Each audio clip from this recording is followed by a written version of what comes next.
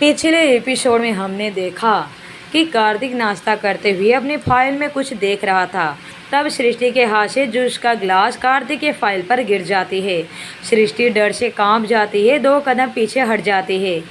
कार्तिक सृष्टि को इस तरह से डरता हुआ देखकर कहता है, इसमें डरने की क्या बात है, फाइल ही तो है, दोबारा बन जाएगी।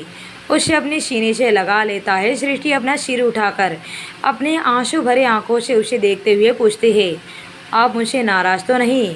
कार्तिक कहता है, नहीं, मैं तुमसे चाहकर भी नाराज़ नहीं हो सकता। कोई भला अपने दिल की धड़कन से कैसे नाराज़ हो सकता है? ये कहकर वो उसके माथे को चूम लेता है। कार्तिक फिर सृष्टि का हाथ पकड़कर उसे डाइनिंग टेबल के पास लेकर आता है, उसे बिठाता है और उसे पानी पिलाता है। अपने एक हाथ से कार्तिक सृष्टि को पानी पिला रहा था तो दूसरे हाथ से उसके पीठ को सहलाकर उसे शांत करने की कोशिश कर रहा था। पानी पीने के बाद सृष्टि कार्तिक को अपनी भरी हुई आंखों से देखती है और खुद ही खड़ी होकर उसके सीने से लग जाती है। कार्तिक उसे अपनी बाहों में भर लेता है। सृष्टि को अपने सीने से लगाए हुए कार्तिक अपने मन में कहता है, मैं जानता हूँ मैंने पास्ट में बहुत सारी गलतियाँ की है, मैं उन्हें सही तो नहीं कर सकता, लेकिन आई प्रॉमिस कि मैं तुम्हारी लाइफ इतनी खुशियों से भर दूँगा कि दुखों का एक कतरा भी तुम तक नहीं पहुँच पाएगा। तुम तक पहुँचने वाले हर दर्द को कार्तिक सक्सेना से होकर गुजरना होगा, और किसी ने तुम्हें तकलीफ़ पहुँचाने की गलती से भी गलती की तो मैं उसका वजूद इस दुनिया से ही मिटा दूँगा। तभी अनुराधा ने अपना गला साफ करते हुए कहा, भैया भाभी, अगर आप दोनों का ऐसे ही रोमांस जारी रखना है तो आप अपने कमरे में चले जाइए। वो क्या है ना, आप दोनों को ऐसे रोमांटिक होता देखकर हम जैसे सिंगल लोगों का दिल बहुत दुखता है। आप जैसे लोग हमारे इस नन्हे से दिल पर बिल्कुल भी रहम नहीं खाते, खुलेआम शुरू हो जाते हो। कुछ तो रहम करो हमारे इस नन्हे से दिल पर। अनुराधा की बात सुनकर सृष्टि मुस्कुराते हुए कार्तिक से अलग हो जाती है। कार्तिक अनुराधा के सिर पर हल्की सी चपत लगाते हुए बोलता है, नौटंकी कहीं की। बोलकर कार्तिक करण के साथ निकल जाता है। कार्तिक के जाने के बाद सृष्टि अपने कमरे में चली जाती है। तभी सृष्टि का ध्यान कमरे के टेबल पर रखे हुए कार्तिक के मोबाइल पर जाती है और कार्तिक के फ़ोन को देखकर सृष्टि बोलती है, अरे ये तो अपना फ़ोन यहीं भूलकर चले गए। सृष्टि फ़ोन को उठाकर जल्दी से कार्तिक को देने के लिए जाती है, लेकिन तब तक कार्तिक लिफ्ट के अंदर जा चुका था। सृष्टि भी जल्दी से दूसरे लिफ्ट में चली जाती है। नीचे पहुंचती है तो देखती है कार्तिक लिफ्ट से निकलकर जा रहा था। सृष्टि ने आवाज़ लगाते हुए कहा, सुनिए। वो कार्तिक की तरफ बढ़ ही रही थी कि तभी कार्तिक का बॉडीगार्ड उसके सामने आ जाता है और सृष्टि को कार्तिक के पास जाने से रोक देता है, क्योंकि कोई भी बॉडीगार्ड सिवाय वरुण के सृष्टि को कोई नहीं पहचानता था। लेकिन सृष्टि की आवाज़ कार्तिक के कानों तक पहुंच जाती है। कार्तिक चलते हुए रुक जाता है। कार्तिक पीछे पलटकर देखता है तो बॉडीगार्ड ने सृष्टि को रोक रखा था। जब सृष्टि देखती है कि कार्तिक रुक गया है और वो पलटकर उसे ही देख रहा है तो सृष्टि आगे बढ़ती है। तभी उस बॉडीगार्ड ने सृष्टि के पेट पर हाथ रखने ही वाला था उसे रोकने के लिए, लेकिन उससे पहले ही कार्तिक के गुस्से से भरी हुई आवाज़ उसे सुनाई देती है। कार्तिक ने दहाड़ते हुए कहा, उसे छूने की गलती भी मत करना। अगर एक उंगली भी उसे टच हुई तो तुम्हारा हाथ सही सलामत नहीं रहेगा। कार्तिक से गुस्से से भरी हुई आवाज़ सुनकर बॉडीगार्ड एकदम से पीछे हो जाता है। सृष्टि को आगे जाने का रास्ता छोड़ देता है। कार्तिक भी सृष्टि की ओर आगे बढ़ रहा था। कार्तिक ने पास जाकर सृष्टि से पूछता है, क्या हुआ, इतनी जल्दी मेरी याद आ गई? तुम कहो तो ऑफिस ही ना जाओ। कार्तिक की ऐसी शरारत भरी बातें सुनकर सृष्टि अपनी आंखों को रोल करते हुए कार्तिक को फ़ोन बढ़ा देती है और फिर सृष्टि कार्तिक से बोलती है, आप अपना फ़ोन कमरे में ही भूल गए थे, मैं बस आपको अपना फ़ोन देने आई थी, और वैसे भी अगर आप घर पर रहेंगे तो मुझे ही परेशान करेंगे और कुछ नहीं, इससे अच्छा है कि ऑफिस ही जाइए। इतना बोलकर सृष्टि कार्तिक को उसका फ़ोन पकड़ा देती है। वो वहाँ से जाने ही वाली थी कि कार्तिक ने उसका हाथ पकड़ लिया। उसे जाने से रोक देता है। सृष्टि मुड़ती है और कार्तिक को सवालियात नज़रों से देखती है। कार्तिक आगे बढ़कर सृष्टि के माथे को प्यार से चूम लेता है और बोलता है, शाम को मिलते हैं। इस तरह सबके सामने किस करने पर सृष्टि को बहुत ही ज़्यादा शर्म आ रही थी। शर्म से उसके गाल लाल हो गए थे। उसने शर्माते हुए जल्दी से वहाँ से चली जाती है। सृष्टि के जाने के बाद कार्तिक उस बॉडीगार्ड के सामने जाकर खड़ा हो जाता है जिसने सृष्टि को रोकने की कोशिश की थी। कार्तिक ने कहा, तुम्हारी हिम्मत भी कैसे हुई मेरी वाइफ को रोकने के लिए? बॉडीगार्ड ने डरते हुए कहा, सर मुझे पता नहीं था कि वो आपके वाइफ है। आगे से ऐसी गलती नहीं होगी, आखिर बार मुझे माफ़ कर दीजिए। कार्तिक ने बहुत ही सर्द आवाज़ में कहा, अपनी कही हुई बातें याद रखना, क्योंकि कार्तिक सक्सेना गलती करने वालों को दोबारा गलती करने का मौका नहीं देता। अपने बॉडीगार्ड को धमकी देकर कार्तिक वहाँ से चला जाता है। सृष्टि लिफ्ट के बाहर खड़ी होकर लिफ्ट के आने का वेट कर रही थी। तभी उसे एक जानी पहचानी सी आवाज़ सुनाई देती है। सृष्टि पीछे पलटती है तो एक लड़की जिसने वन पीस ब्लैक कलर की ड्रेस पहनी हुई थी और अपने साथ खड़े लड़के से झगड़ा कर रही थी। उन दोनों को देखकर सृष्टि जल्दी से वहाँ से जाना चाहती थी, क्योंकि वो जानती थी कि अगर इस लड़की ने उसे देख लिया तो वो फिर से कुछ ना कुछ कड़वा ही बोलेगी, क्योंकि ये लड़की कोई और नहीं बल्कि उसकी कजिन सिस्टर प्रीति थी। और जो लड़का उसके साथ खड़ा है वो उसका पति यश वर्मा था। उनकी शादी 1 साल पहले हो चुकी थी और वो दोनों इस वक्त लंदन आए हुए हैं। प्रीति सृष्टि को बिल्कुल भी पसंद नहीं करती थी। जब भी प्रीति सृष्टि के सामने आती थी तो प्रीति हमेशा ही सृष्टि को कटाक्ष भरी शब्द सुनाया करती थी, क्योंकि प्रीति अजय को पसंद करती थी और अजय प्रीति को नज़र उठाकर भी नहीं देखता था। एक दिन प्रीति ने अपनी शादी से पहले अपने दिल की बात अजय को बताई, लेकिन अजय ने प्रीति को साफ मना कर दिया और कह दिया कि मैं सिर्फ सृष्टि से ही प्यार करता हूँ, उसके अलावा मैं किसी और को अपने दिल में जगह नहीं दे सकता। एक तो प्रीति सृष्टि की खूबसूरती से जला करती थी, तो दूसरा उसकी वजह से अजय ने उसे रिजेक्ट किया था, इसलिए वो सृष्टि को अपनी जानी दुश्मन समझती थी। और फिर प्रीति की शादी हो गई। यश अजय से भी बड़ा बिजनेसमैन था, इसलिए प्रीति को अपने ऊपर कुछ ज़्यादा ही घमंड हो गया कि उसे अजय से भी अच्छा लड़का मिल गया। और जब प्रीति को पता चला कि सृष्टि का पति उसे तलाक देने वाला है तो वो बहुत ज़्यादा खुश हो गई। सृष्टि वहाँ से जाने ही वाली थी कि तभी प्रीति की नज़र सृष्टि पर पड़ती है और प्रीति ने हैरानी से पूछती है, सृष्टि तुम और यहाँ? प्रीति की आवाज़ सुनकर सृष्टि एकदम से अपनी आंखें बंद कर लेती है, अपने हाथों की मुट्ठी भींच लेती है और फिर सृष्टि अपने चेहरे पर नकली मुस्कुराहट लाते हुए पीछे पलटते हुए बोलती है, अरे प्रीति दीदी आप यहाँ? प्रीति ने एटीट्यूड के साथ सृष्टि के सामने आते हुए कहा, ये सवाल तो मुझे तुमसे करना चाहिए था। तुम लंदन में क्या कर रही हो? सृष्टि कुछ बोल पाती इससे पहले ही यश ने कहा, क्या ये तुम्हारी कजिन सिस्टर है? क्या नाम कहा तुमने अभी अभी? सृष्टि, तुमने इनके बारे में मुझे पहले भी बहुत कुछ बताया था। प्रीति ने अपनी गर्दन हाँ में हिला दिया। यश ने सृष्टि को ऊपर से नीचे तक देखते हुए कहा, प्रीति तुमने तो बताया था कि तुम्हारी कजिन सिस्टर का डिवोर्स हो गया है। यश अपनी हवस भरी नज़रों से सृष्टि को देखते हुए बोलता है। फिर वो मन ही मन सोचता है, इसकी पति में ज़रूर कुछ कमी होगी, वरना इतनी खूबसूरत बीवी को कोई पागल ही छोड़ सकता है। उनकी बातें सुनकर सृष्टि को गुस्सा आ जाता है। फिर उसने गुस्से में यश को जवाब देते हुए कहा, ऐसा कुछ नहीं है जीजू, मेरे पति ने मुझे तलाक नहीं दिया और मैं यहाँ पर उनके साथ ही आई हूँ। फिलहाल मेरे पति काम से बाहर गए हैं। इतना बोलकर सृष्टि वहाँ से जाने ही वाली थी कि यश ने उसे रोकते हुए कहा, अरे आप तो नाराज़ हो गई साली साहिबा, अगर हमने आपका दिल दुखाया है तो हम इसके लिए आपसे माफ़ी चाहते हैं। तभी प्रीति ने कहा, तो क्या तुम इसी होटल में रुकी हुई हो? सृष्टि बस अपनी गर्दन को हाँ में हिला देती है। उसकी हाँ सुनकर प्रीति की आंखों में चमक आ गई। प्रीति ने सृष्टि से कहा, ओह ग्रेट, हम भी इसी होटल में रुके हुए हैं, तो फिर एक काम करते हैं, शाम को सब साथ मिलकर डिनर करते हैं। सृष्टि तुम अपने पति को अपने साथ लाना मत भूलना, ओके? तभी सृष्टि कुछ बोलने ही वाली थी कि लेकिन प्रीति उसकी बात को बिना सुने ही अपने चेहरे पर झूठी मुस्कान लाते हुए बोलती है, सृष्टि मुझे कोई बहाना नहीं सुनना। मैंने कह दिया ना कि हम सब साथ मिलकर आज रात डिनर करेंगे तो करेंगे। तुम अपने पति को लेकर जरूर आना, ओके।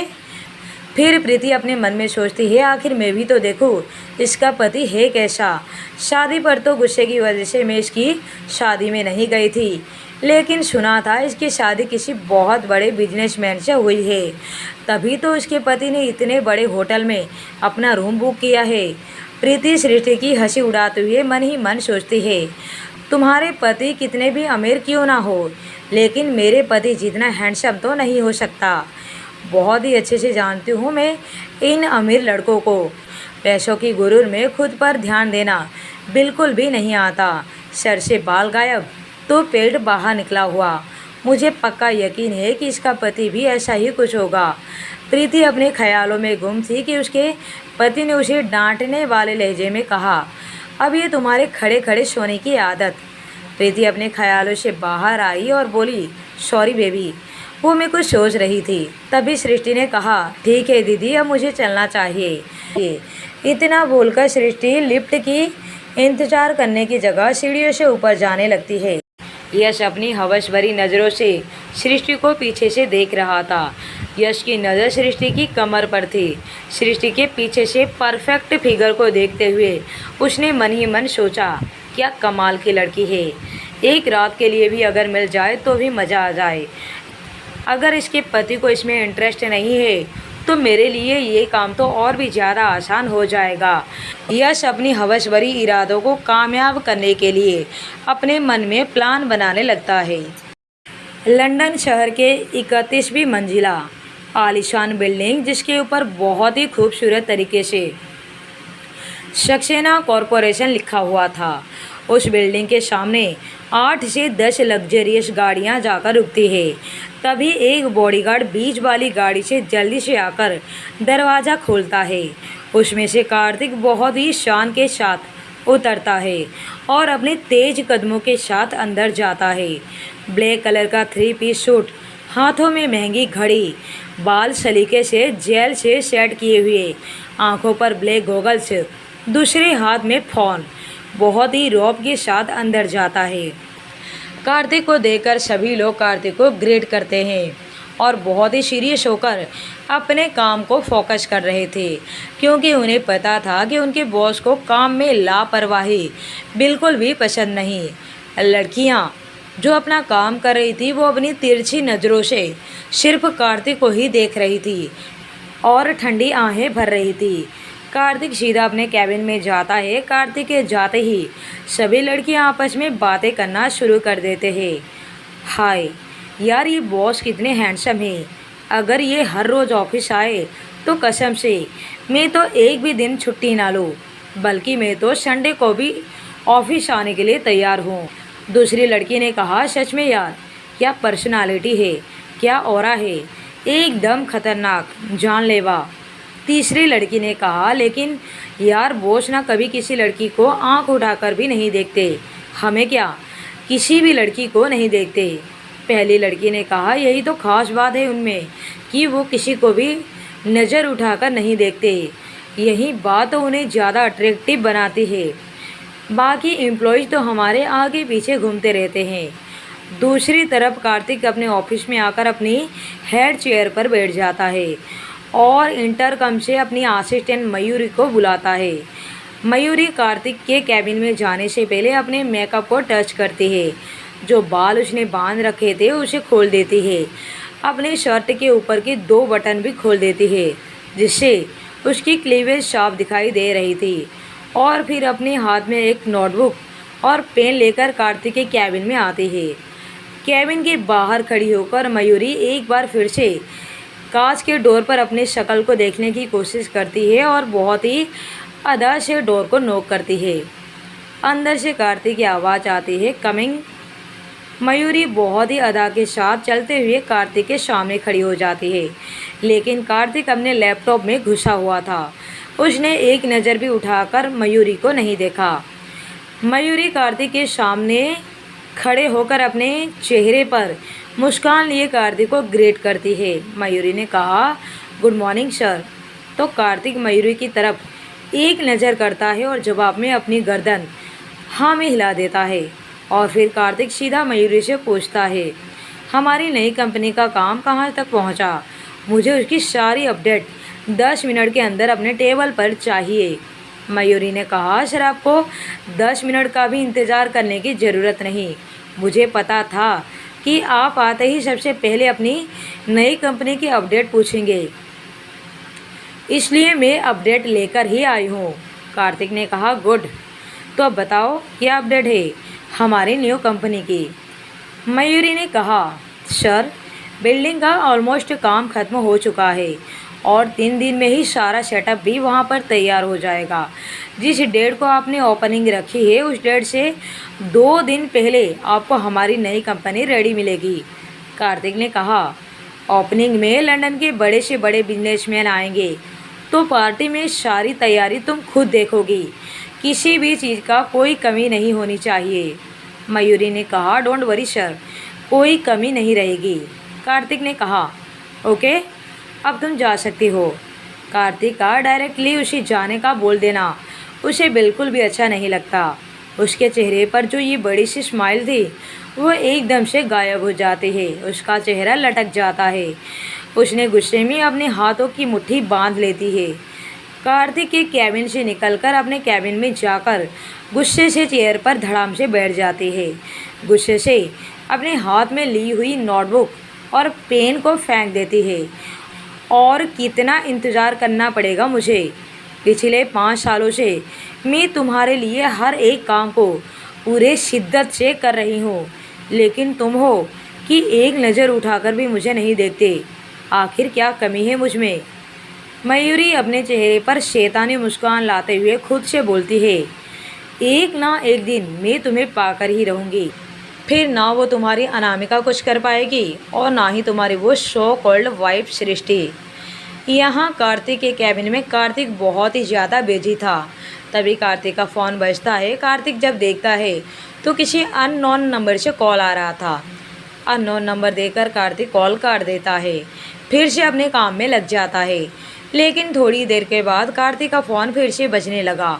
उसने फिर से देखा तो अननोन नंबर से कॉल था। कार्तिक ने फिर से कॉल काट देता है और थोड़ी ही देर के बाद कार्तिक के सभी बोर्ड मेंबर्स के साथ मीटिंग थी और मीटिंग के दरमियान भी कार्तिक का फ़ोन बजने लगता है। कार्तिक ने फिर से देखा तो अननोन नंबर से कॉल था और कार्तिक उस नंबर से इरिटेट होकर उस नंबर को फिर से काट देता है। अपनी मीटिंग कंटिन्यू करता है। मीटिंग पूरी होने के बाद कार्तिक अपने कैबिन में आकर फिर से अपने काम में लग जाता है, लेकिन फिर से उसी अननोन नंबर से दोबारा से कॉल आता है। कार्तिक उस नंबर को फिर से कॉल कट कर देता है। कार्तिक एक बहुत बड़ा बिजनेसमैन था। अगर कार्तिक से किसी को मिलना हो, बात करनी हो या फिर मीटिंग करना हो तो पहले उसे अपॉइंटमेंट लेना पड़ता था, उसके बाद ही वो इंसान कार्तिक से मिल सकता था। इसलिए कार्तिक अपने प्राइवेट नंबर पर किसी भी अननोन नंबर को अटेंड नहीं करता था। कार्तिक के पर्सनल नंबर पर या तो उसके फैमिली मेम्बर या तो उसके फ्रेंड सर्कल में से कोई या फिर ऑफिस में से जो उसके बहुत ही ज़्यादा क्लोज हो, कोई इम्पोर्टेंट पर्सन हो, वहीं कार्तिक को डायरेक्टली कॉल कर सकता है। शाम के लगभग 4 बज चुके हैं। कार्तिक को फिर से रिंग आता है।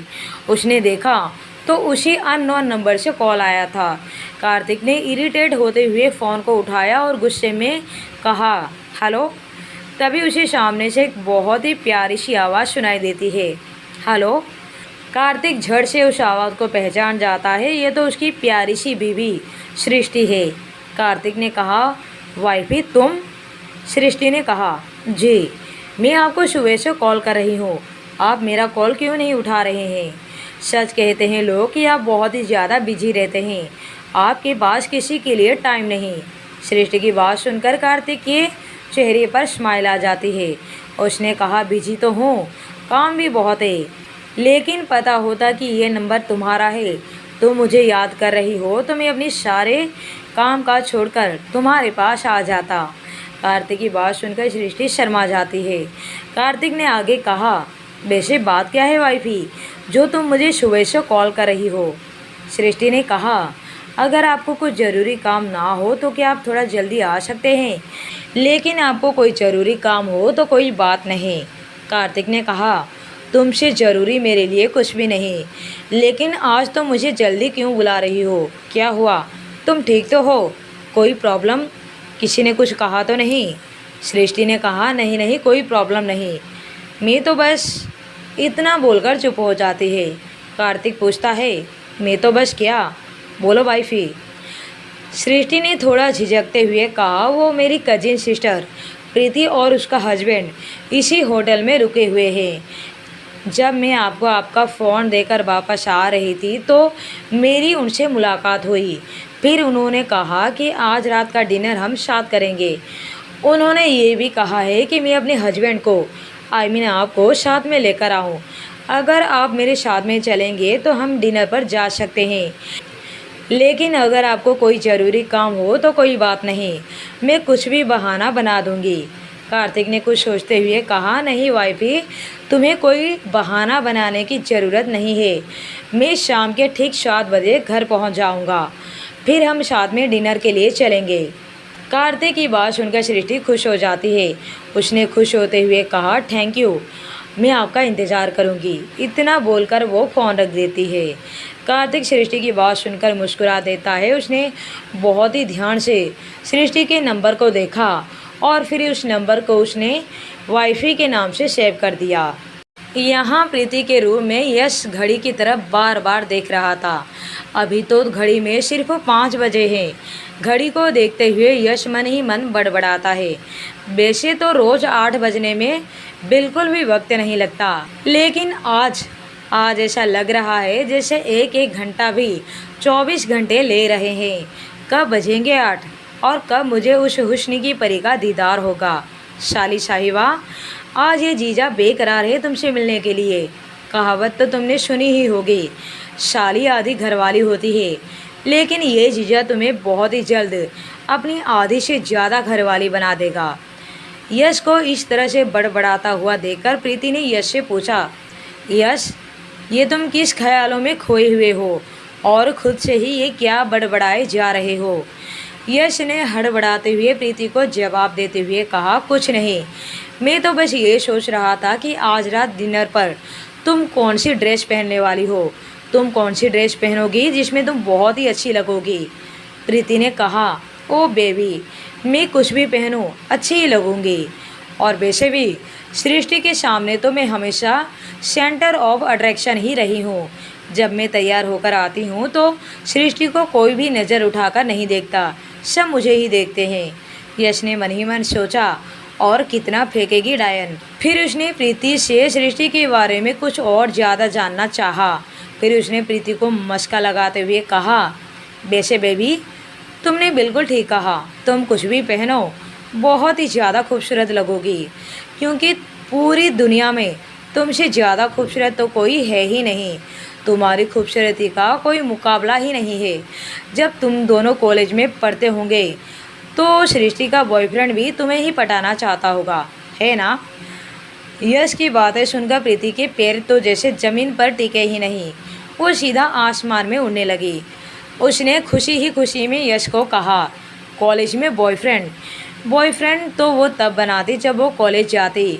बहुत ही मुश्किल से स्कूल ख़त्म हुई थी कि उसकी शादी भी हो गई थी। यश ने मन ही मन सोचता है कि इसका मतलब है सृष्टि की शादी बहुत ही कम उम्र में हो गई। उसने बात को आगे बढ़ाते हुए कहा, अच्छा बेबी, तो ये बताओ, शादी के बाद तो सृष्टि का पति सृष्टि को बिल्कुल भी पसंद नहीं करता था। तब तो सृष्टि बच्ची थी, लेकिन क्या वो अब उससे प्यार करता है? सृष्टि ने पूछा तो प्रीति ने कहा, वो सब मुझे नहीं पता, लेकिन ये सब तुम क्यों पूछ रहे हो? यश ने बात को बदलते हुए कहा, बस ऐसे ही। लेकिन बेबी, तुम्हें कुछ तो पता होगा, और उसके पति के बीच रिश्ते कैसे हैं? धीरे धीरे करके यश ने सृष्टि के बारे में सारी जानकारी निकालता है। दूसरी तरफ कार्तिक अपने ऑफिस के कैबिन से निकलने ही वाला था कि तभी कोई कार्तिक के ऑफिस में धनाते हुए आता है। ये कोई और नहीं बल्कि कार्तिक का पुराना दोस्त अनंत मेहरा था। अनंत मेहरा कार्तिक का बहुत ही पुराना दोस्त था। दोनों साथ में लंदन में पढ़ाई कर रहे थे, तभी अनंत कार्तिक का दोस्त बना था। कार्तिक के लंदन की कंपनी को अनंत ही संभालता था। अनंत इस कंपनी का एमडी था। अनंत ने चिल्लाते हुए कहा, ओए मेरे यार, तू लंदन कब आया? तूने तो मुझे बताया ही नहीं। वो तो मेरी पर्सनल असिस्टेंट ने मुझे कॉल करके बताया कि हमारी कंपनी के ऑनर मिस्टर कार्तिक सक्सेना आज ऑफिस आए हैं। और इतना बोलकर अनंत कार्तिक के गले लग जाता है। तभी कार्तिक अनंत को बोलता है, हाँ हाँ, तेरी पर्सनल असिस्टेंट ने तुझे अब बताया होगा ना कॉल करके कि मैं ऑफिस आया हूँ। वो अलग बात है कि मैं सुबह से ही यहाँ बैठा हुआ हूँ। तेरी असिस्टेंट ने तुझे बताने में देर कर दी। हमारे एमडी साहब कुछ ज़्यादा ही बिजी रहते हैं आजकल, इसलिए सुबह से शाम हो गई। और जब मैं घर जा रहा हूँ तो हमारे एमडी साहब हमसे मिलने आए हैं। कार्तिक की बात सुनकर अनंत मुंह बनाते हुए बोलता है, तुझे पता है, मुझे तेरी यही आदत सबसे ज़्यादा अच्छी लगती है। तुझे जो बोलना होता है वो तो मुंह पर ही बोल देता है, सामने वाले की खड़ी खड़ी धज्जियाँ उड़ा देता है। लेकिन कोई बात नहीं, तू हम जैसे बीवी बच्चों वालों का दर्द कहाँ से समझेगा? और वैसे भी तू होटल जाकर करेगा ही क्या? वो सड़ा हुआ सा खाना खाकर सो जाएगा। अरे मेरे साथ चल यार, आज मैं तुझे कढ़ाई पनीर नान की रोटी, आय हाय मज़ा ही आ जाएगा। तू चल तो मेरे साथ, आज मैं तुझे देसी तड़के वाला खाना खिलाता हूँ। कार्तिक अनंत को कुछ कहने ही वाला था कि तभी कार्तिक का फ़ोन फिर से रिंग करता है। और कार्तिक जब अपने फ़ोन में देखता है तो उसमें वाईफाई नाम शो हो रहा था, जिसे अनंत ने भी देख लिया था। कार्तिक अनंत को अपनी एक उंगली दिखाकर बोलता है, 1 मिनट, और वो साइड में जाकर सृष्टि से बात करने लगता है। कार्तिक ने फ़ोन रिसीव किया तो सृष्टि ने कहा, आपको कितना वक्त लगेगा आने में? कार्तिक ने कहा, बस 30 मिनट में तुम्हारे पास पहुंच जाऊंगा। सृष्टि ने कहा, ओके, आप आराम से आइए, मैं तो बस ऐसे ही पूछ रही थी। इतना बोलकर सृष्टि ने फ़ोन कट किया। कार्तिक अनंत के पास आकर बैठ जाता है। वो कुछ बोलने ही वाला था कि इससे पहले ही अनंत ने कहा, यार तो मुझे सच सच बता, सृष्टि भाभी ही तेरे साथ लंदन आई है या फिर तूने उस छिपकली अनामिका से शादी कर ली? सृष्टि ही मेरे साथ लंदन आई है, कार्तिक ने कहा। तो अनंत खुशी से कार्तिक के गले लगते हुए बोला, तो फाइनली तुझे तेरा प्यार मिल ही गया। मैं तेरे लिए बहुत खुश हूँ। पता है, नेहा हर रोज़ तेरे बारे में पूछती है। कार्तिक, सृष्टि भाभी को भी साथ लेकर चल, सब साथ में डिनर करते हैं। नेहा अनंत की पत्नी थी। नेहा, अनंत और कार्तिक कॉलेज में तीनों एक साथ पढ़ते थे। तीनों की दोस्ती हुई। अनंत नेहा को बहुत ही पसंद करता था। एक दिन अनंत ने कॉलेज में उसे प्रपोज कर दिया तो नेहा ने भी हाँ कर दिया। दोनों ने शादी कर ली और आज दोनों अपनी शादीशुदा ज़िंदगी में बहुत ज़्यादा खुश है। अनंत और नेहा दोनों को कार्तिक के बारे में सब कुछ पता था। कार्तिक के लाइफ में 2 दोस्त उसके ज़िंदगी में बहुत ही खास थे। एक तो अनंत और दूसरा करण। अनंत शादीशुदा था और लंदन में उसकी कंपनी को संभाल रहा था, लेकिन करण अभी भी कुंवारा था, इसलिए करण इंडिया में अपने माँ बाप के साथ ही रह रहा था। कार्तिक मुस्कुराकर अनंत को बोलता है, आज का डिनर तो पॉसिबल नहीं, कल या परसों में सृष्टि को लेकर तेरे घर पर डिनर करने के लिए ज़रूर आऊँगा। नेहा से बोलना कि मेरी फेवरेट शाही पनीर ज़रूर बनाए। आज सृष्टि अपनी कजिन सिस्टर के साथ डिनर फिक्स कर लिया है और मुझे वहीं जाना होगा। अनंत ने कहा, कोई बात नहीं यार, आज नहीं तो कल, कल नहीं तो परसों। वैसे भी बीवियों को नाराज़ करना अच्छी बात नहीं। अगर बीवी नाराज़ हो गई तो समझ ले आफत आ गई। कभी कभी तो खाना कपड़ा कुछ भी नहीं मिलता घर में।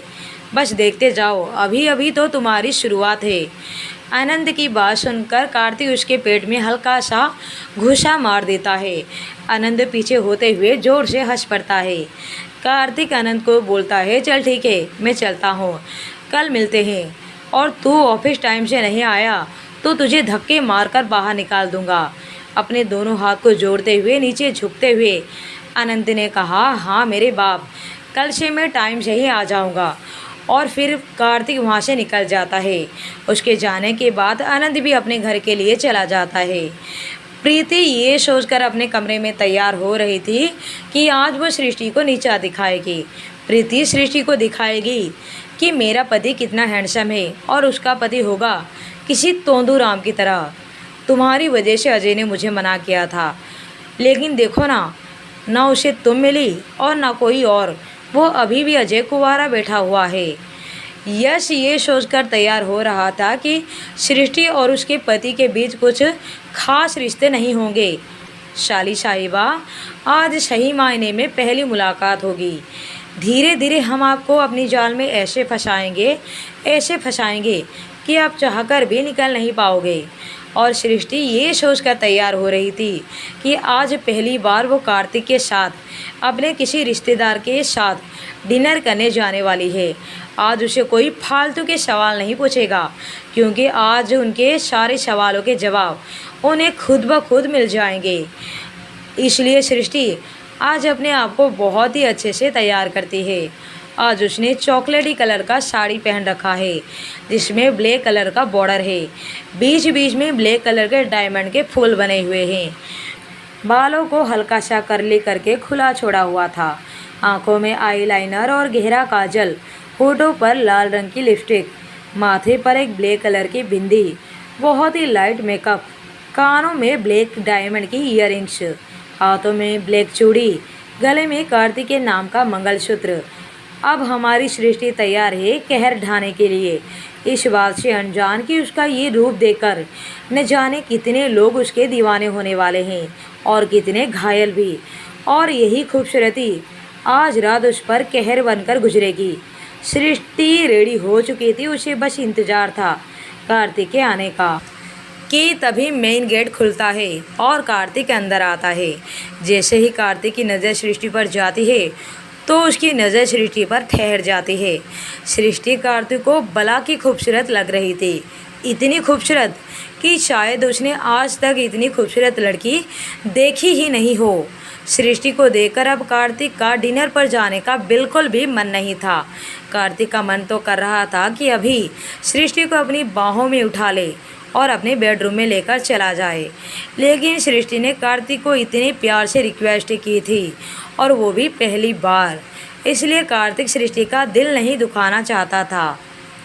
कार्तिक सृष्टि के पास आता है, उसकी कमर से हाथ डालकर उसे खुद से चिपका लेता है और बहुत ही सिडक्टिव आवाज़ में उसके कान में जाकर कहता है, वाइफी, कल रात तो तुमने मुझे रोक दिया था, लेकिन आज रात मुझे रोकने की गलती से भी मत करना।